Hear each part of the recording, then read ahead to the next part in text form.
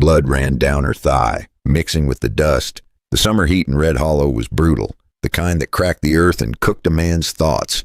Lila Jennings stumbled across the open plain, barefoot, her clothes torn to shreds. Each step left a mark of pain behind her.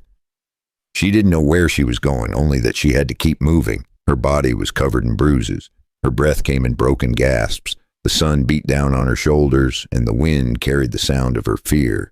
Somewhere far behind, she swore she could still hear laughter, that kind of laughter that follows you out of hell. When she reached the edge of the ranch, her knees gave out. She fell hard into the dirt. The world spun, blurred, then stopped at the sound of a man's boots. Samuel Briggs stepped out from the shadow of his barn. 56 years old, beard gray at the chin, eyes sharp as a hawk. A man carved out of the land itself. He hadn't spoken to a soul in weeks. But what he saw lying in front of him stopped his breath cold. The girl was a wreck. Dust clung to her skin, her hair stuck to her face. Tears had carved lines through the grime. Her voice cracked when she tried to speak. "Please," she whispered. Then her hands trembled as she clutched what was left of her torn clothes. I need to take it off. Please, help me." Samuel froze. He had seen wounded men, dying horses, even friends shot dead right in front of him. But this was something else. This was what a broken soul looked like. He said nothing for a moment. Then his voice came low and steady. "Come inside." Lila staggered to her feet and followed him into the small cabin. It smelled of coffee, tobacco, and old wood. Samuel poured water into a basin, grabbed a clean rag and a bottle of whiskey. The room filled with the sharp scent of alcohol and blood. He cleaned her wounds, careful and slow. The girl didn't cry. She only bit her lip and stared at the floor, silent, shaking. When he asked her name, she whispered, "Lila." Samuel nodded, saying nothing. He had questions, but he could tell the answers would hurt to hear. Outside, the wind picked up, moaning through the fence line. Inside, only the ticking of a clock broke the silence. He looked at her again. She reminded him of someone, his sister, Mary. She was 16 when soldiers came through the valley. He'd been away that night, buying cattle.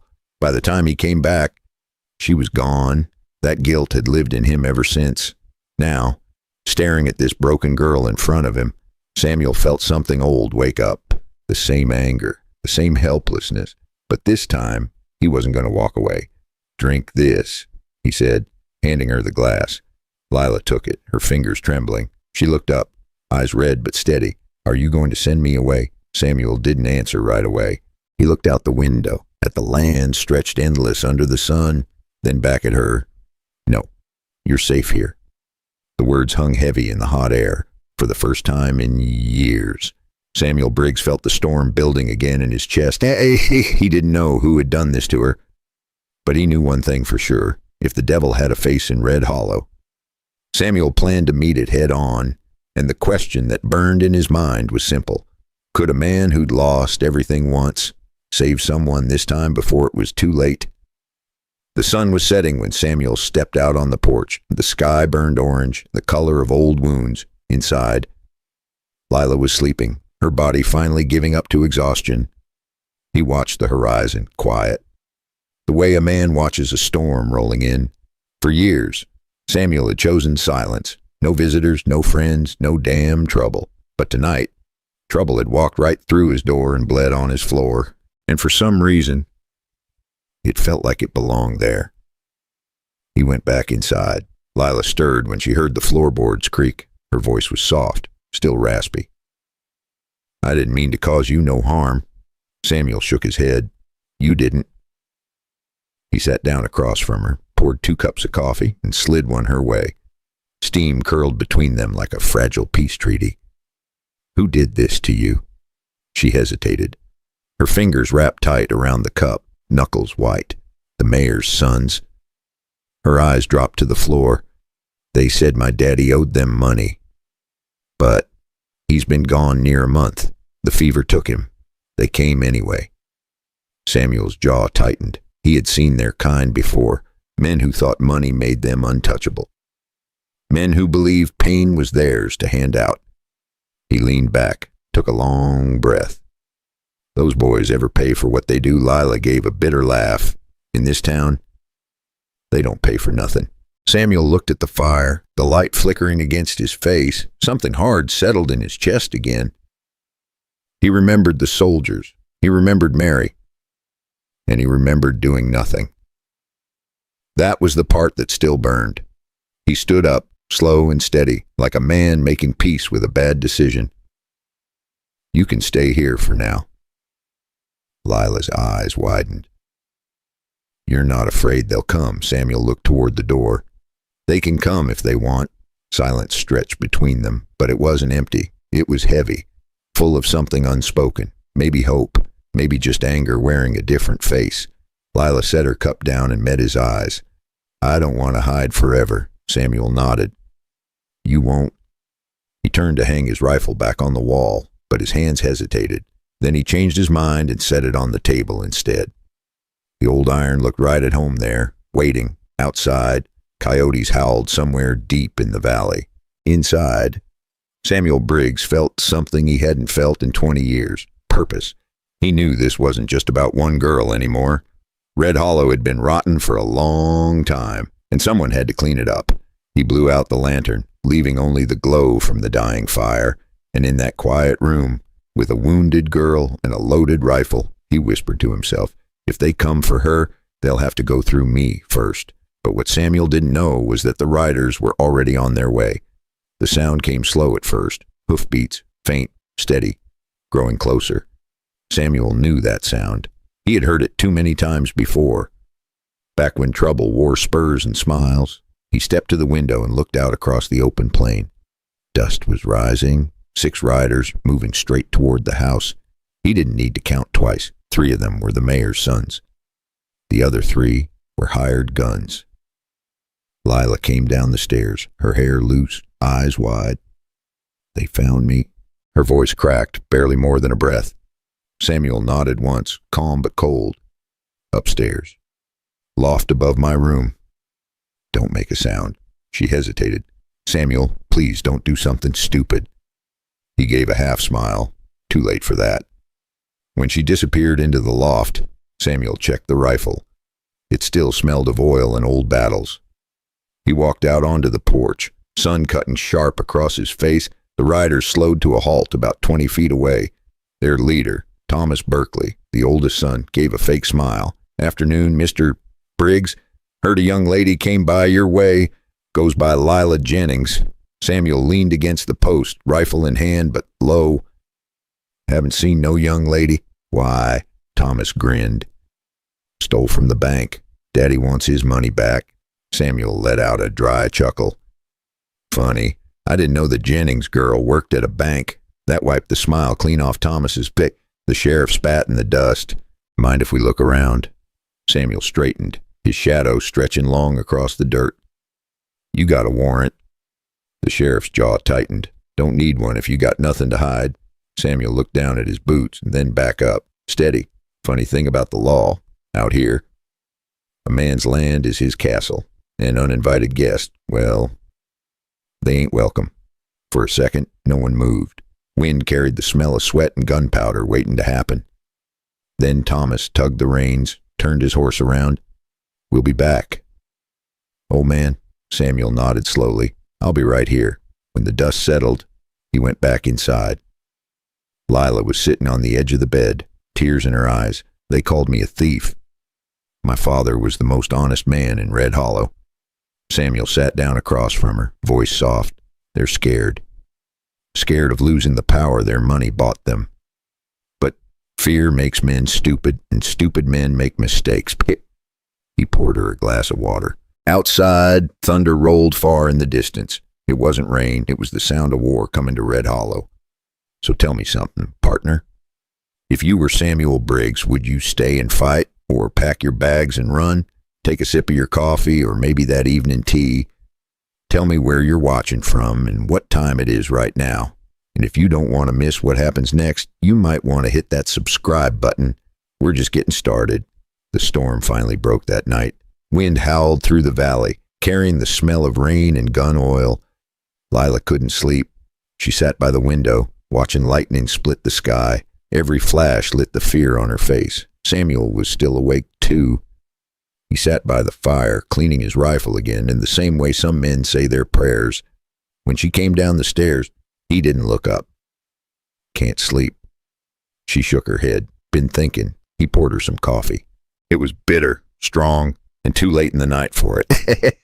But it gave them something to hold on to. They'll come back. Samuel, you know that. He nodded.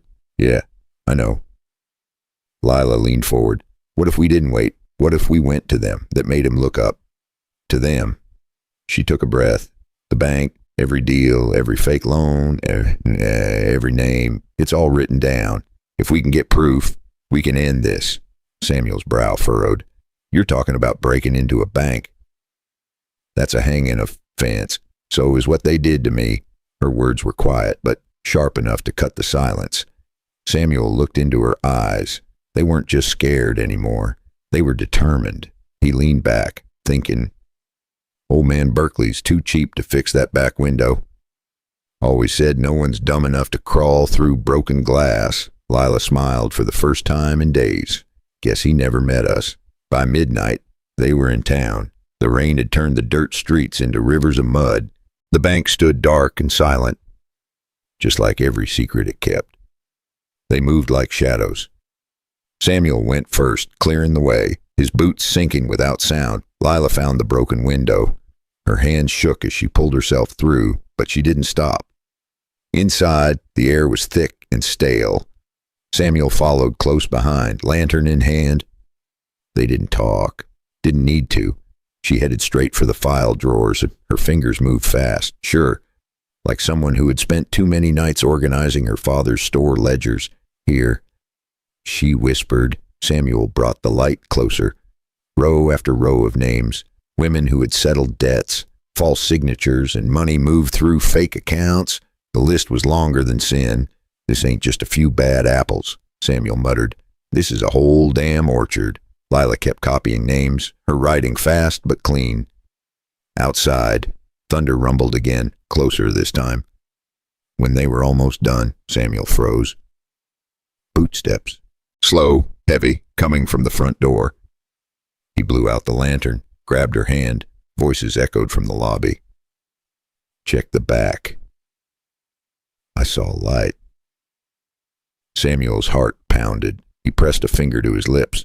Lila nodded, clutching the papers to her chest. Through the darkness, he could make out the sheriff's voice. Well, well. What do we got here? Samuel tightened his grip on the rifle. He knew there'd be no talking their way out this time, and the next 5 seconds would decide whether they'd live long enough to see the sunrise. The first light came slow over Red Hollow. Smoke still rose from what used to be the town bank. The fire from the night before had burned through the roof, leaving only black bones and silence. It took days for the smoke to clear, and even longer for the truth to reach Denver. But when it did, the law came riding fast, like thunder rolling down the plains. Samuel and Lila stood on the hill above it, watching the lawmen ride in. This time, they weren't the sheriff's men. These were federal marshals, sent from Denver. By noon, half the town was in chains. The mayor's sons, the sheriff, every man tied to that rotten tree of corruption. When the noise settled, Samuel looked at Lila. Her face was calm, almost peaceful. She had been through hell, but somehow she had come out stronger. Your father would have been proud, he said. She nodded, eyes glistening in the morning sun. A few weeks later, Lila stood in front of the old general store that once belonged to her family. The government had returned it to her. Along with more than she ever expected, Samuel came by, hat in hand. You could rebuild this place, make it bigger than before. Lila smiled. I could, or maybe I could use it to help others who lost everything too. He smiled back, a quiet kind of proud, the kind that doesn't need words. And as they stood there, a warm summer wind swept through the street, carrying the dust of a new beginning. People in Red Hollow still talk about that night. Some say it was justice, others call it fate.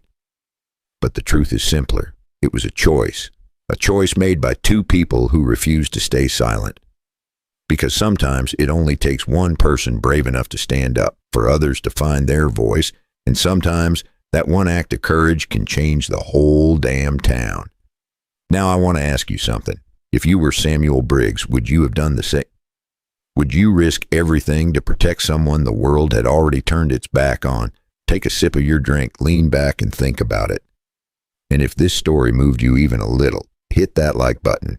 It helps more than you think. Then tell me down in the comments where you're watching from and what time it is right now. I'd love to know.